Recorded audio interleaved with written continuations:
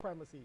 Cricket's finest young talent will be on display when the ICC Under-19 World Cup 2016 starts in Chittagong, Bangladesh tonight, Barbados time. South Africa will open their title defense against hosts Bangladesh, while England will face Fiji. West Indies Under-19's first clash will be on Friday against England Under-19s. Teenagers drawn from 9 test-playing nations and 7 associate and affiliate members will do battle for supremacy in the 19-day event that will unveil the stars of the future. Teams have been divided into 4 groups, with the top 2 in each advancing to the Super League quarterfinals and the other 2 qualifying for the Plate Championship. The tournament's opening game between the hosts and defending champs gets going tonight Barbados time at 11 o'clock on MCTV's ESPN. Combermere are through to the semi-finals of the Massey Stores Secondary School's girls volleyball competition after they came from a set down to defeat Queen's College B last evening. Playing at home, the girls from Waterford were pushed all the way before prevailing by 2 points. CBC's Damien Best reports. Schools volleyball, ladies on court. Combermere closest to the screen, taking on Queen's College B. Ari Clark seems to have the golden arm. Service game on point, going back to back, putting her team ahead. Queen's College B actually won the opening set 25-14. Nice rally going, but something had to give. Off the fingertips and out. Point to QC. Very next serve and ace. Just dropping inside the court. 2 players ball watching. Let's head to the second then. Combermere mounting a comeback. Serve and ace in the backcourt. Then getting some elevation over the blocks. And it's Combermere now dealing in the good stuff. As this one progressed, the hosts kept getting better. Good set. Sits up nicely. Cross court kill. 25-17 in the second. The third to decide it then. Switching ends. QC with some defensive work at the net. Block pays dividends. No clear-cut winner just yet. Jazika Seeley measures it and gets the calculations just right. But hold on. Wait a minute. Combermere down by 4 and rallying. Donique Aline flexing some muscle. Kill. Late now. And Combermere managed to pull away by 2 as this one finished 16-14 in the third. Victory to Combermere over Queen's College B. Damien Best, CBC Sports. On to track and field, Yellow House dethroned Blue House to be champions of the Hillaby Turners Hall Primary Inter-House Sports.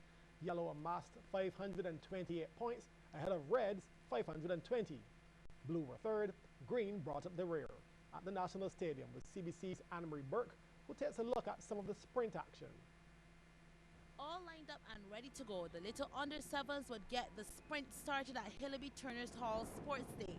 All set under the officials' tent and they're off and running. 50 meters to conquer for the little girls. Oops, there goes a shoe, but that was no distraction for Rashira Gemot, closest to the screen for Blue House. Edging out Yellow Houses, Shajaria Holder Graves and Shea Arthur of Red House. The boys turn now and they're out like bullets, but none faster than Tajay Coward of Red House ahead of Jatari Hines of Yellow and Jamani Nichols of Green. 80 meters now, the girls under 9. This was a done deal from the get-go. Catch me if you can, Anaya Nurse, large and in charge, holding off Serenity Arthur as she was Yellow's little queen.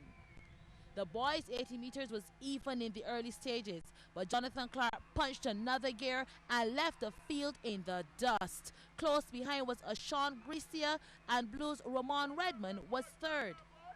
Short sprints aside, here's a look at some 400 meters, the under 11 girls. It was all the Tyresha Griffith show. The others would have to battle for the other 2 spots. As with almost a clear 50-meter lead, she made it look like a walk in the park. Knapsack, here she comes.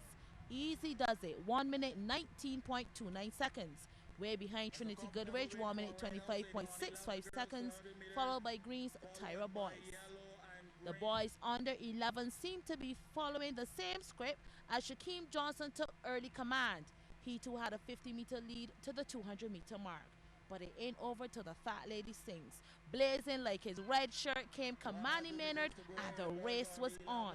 Johnson fighting to hold the lead. Maynard putting on the pressure, his hostmates urging him on. The fight was to the finish, but Johnson barely held on, Maynard having to take second.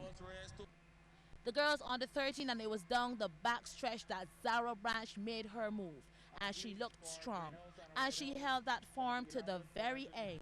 Red House gets top honors, while Blue take 2 and 3 with Shania Coggin and Shania Phillips Cummings.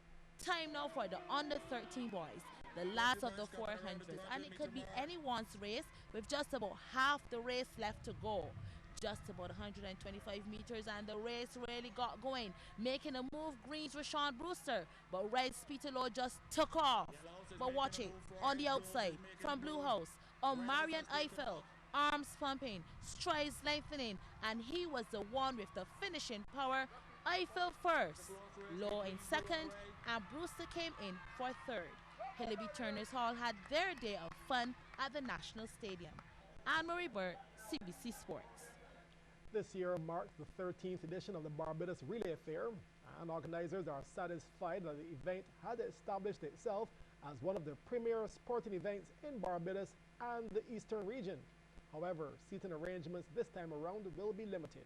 Colin Spencer, the manager of the National Stadium, says that due to the unavailability of the stands, the number of spectators cannot exceed 2,000. BSAC is hoping for 2,500.